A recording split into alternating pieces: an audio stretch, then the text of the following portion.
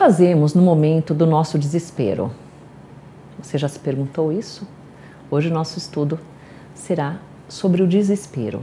Estamos estudando a obra Evangelho por Emmanuel, ainda o livro de Mateus, a segunda bem-aventurança. Bem-aventurados os aflitos, porque eles serão consolados. E o comentário de Emmanuel hoje a essa bem-aventurança é justamente desespero. Provocações e problemas habitualmente são testes de resistência necessários à evolução e aprimoramento da própria vida. Quantos problemas nós não passamos? Por quantos problemas não passamos? Por quantas provocações nós não passamos e não pensamos nisso? Nos revoltamos ao invés de pensarmos como um teste de resistência necessário à nossa evolução e ao aprimoramento da própria vida. Por isso a pergunta: o que fazemos no momento do nosso desespero? Qual é a sua reação? Qual é a minha reação no momento do desespero? A paciência é a escora íntima que auxilia a criatura a atravessá-los com proveito devido. Será que temos paciência no momento de desespero? Será que nós conseguimos entender a situação e aceitar? O desespero, entretanto, é a sobretaxa, é algo a mais que nós colocamos de sofrimento que a pessoa impõe a si mesma, complicando todos os processos de apoio que a conduziriam à tranquilidade e ao refazimento. Aquilo era necessário para nós, aquilo era o remédio justo para nós. E quando a gente entende aqui, quando a gente acrescenta o desespero àquela situação difícil que aconteceu, nós colocamos um sobrepeso àquela situação que vai nos trazer uma dificuldade maior ainda, que talvez vai fazer que não consigamos tirar o proveito necessário daquele momento. Por isso que o desespero, naqueles momentos mais difíceis, nem sempre é o melhor caminho. E o que é o desespero? O desespero ele é comparável a certo tipo de alucinação, estabelecendo as maiores dificuldades para aqueles que o hospedam na própria alma. É um peso a mais que nós colocamos, é uma dificuldade a mais que nós vamos colocar naquele momento difícil. Emmanuel fala, é um tipo de alucinação. É aquilo que vai nos tirar daquela realidade que nós precisávamos enxergar e enfrentar. Quando o desespero vem, nós não conseguimos enxergar a situação da melhor forma possível. É como se estivéssemos, no caso de quem usa óculos igual a mim, sem o nosso óculos e não conseguisse enxergar aquilo com o olhar que precisaria ser dado. Mas quando colocamos o óculos de novo e retiramos o desespero, nós conseguimos enxergar o que aquela situação pode nos ensinar. O desespero, vamos pensar, ele é a ausência do quê? Da esperança. É uma forma de não termos esperança. Não estou falando que o sofrimento é ruim, não. Que quando passamos por dificuldades, por exemplo, o luto, a dor do luto, não é para ninguém deixar de chorar. Mas o desespero, a revolta, ela pode acabar tornando aquele momento mais difícil ainda. E quando nos desesperamos, esquecemos da esperança, que é justamente o desespero, a ausência da esperança, é o esperar. No finalzinho, eu vou fazer um comentário. Estamos estudando Mateus, mas eu quero trazer uma lição que está no livro Paulo Estevão, que vai ser muito, muito interessante para esse momento do desespero. Em conflitos domésticos, inspira as vítimas dela a pronunciar frases inoportunas, muitas vezes separando os entes amados ao invés de uni-los. O desespero, no momento do conflito doméstico, faz aquele xingamento mais acirrado, mais ofensivo contra a pessoa com quem você está em conflito doméstico. E ao invés da situação melhorar, você piora a situação. Nos eventos sociais que demandam prudência e serenidade, suscita a requisição de medidas que prejudicariam a vida comunitária se fossem postas em prática no imediatismo com que são exigidas.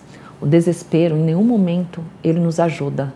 Pelo contrário, ele acaba nos atrapalhando, porque ele tira da gente aquele raciocínio, aquela tranquilidade que nós precisamos ter no momento, por mais difícil que seja, para enxergar a real situação que está se desenhando à nossa frente.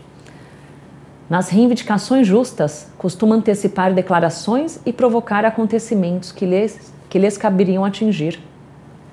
Nas moléstias do corpo físico, por vezes, encoraja o desrespeito pela dosagem dos medicamentos, no doente que precisa da disciplina em favor da própria cura. O que adianta, quando ficamos doentes, tomar uma dose acima daquela que o médico prescreve?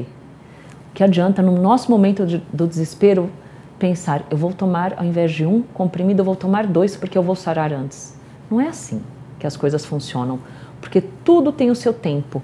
E quando algo acontece para nós, que nós pensamos o que podemos fazer nesse momento de desespero, a disciplina aliada à esperança, elas podem caminhar juntas, porque a disciplina ajuda muito a gente. A disciplina é aquele hábito de todo dia que nós precisamos aprender aquela lição, porque todo dia somos obrigados àquilo naqueles momentos difíceis. E dessa lição nós vamos aprender algo. Disse Jesus, bem-aventurados os aflitos, porque serão consolados. Mas urge reconhecer que os aflitos inconformados, sempre acomodados com desespero, acima de tudo, são enfermos que se candidatam a socorro e medicação. Os momentos de dificuldade irão aparecer para todos nós. Ninguém está salvo de passar um momento difícil na vida. 1, 2, 3, quantos forem necessários. Mas a inconformação, a revolta, o desespero nesse momento vai trazer um peso a mais que vai dificultar muito esse momento, essa passagem por esse momento. E aqui lembrando do que eu já tinha falado, o que é o desespero, que é a ausência da esperança. Lá no livro Paulo Estevão, Abigail, a noiva espiritual de Paulo, o apóstolo Paulo de Tarso, ainda estudaremos ele aqui, que ele tem lições lindas também. Ela ensina a Paulo, quando está no começo do seu entendimento, quando ele é chamado ao trabalho por Jesus, quando ele ainda está aprendendo, não entende ainda muitas coisas, ele indaga a Abigail diversas questões, o que ele faz naqueles momentos mais difíceis.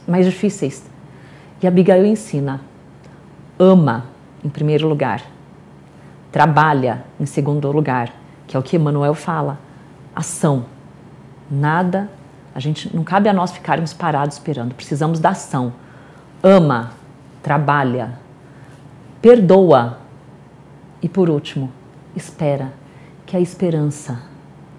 O desespero não é uma desesperança, uma falta da gente esperar, de nós termos esperança. Então, naqueles momentos mais difíceis, vamos lembrar dessa lição de Abigail. Ama, não precisamos deixar de amar. Trabalha, faça a sua parte da melhor forma que puder ser feita. Talvez naquele momento a perfeição que muitos aqui se cobram não seja possível, mas faça da melhor forma possível, mas faça a sua parte. Perdoa os outros e perdoa a si mesmo, porque às vezes você se coloca naquela situação e você não consegue se perdoar.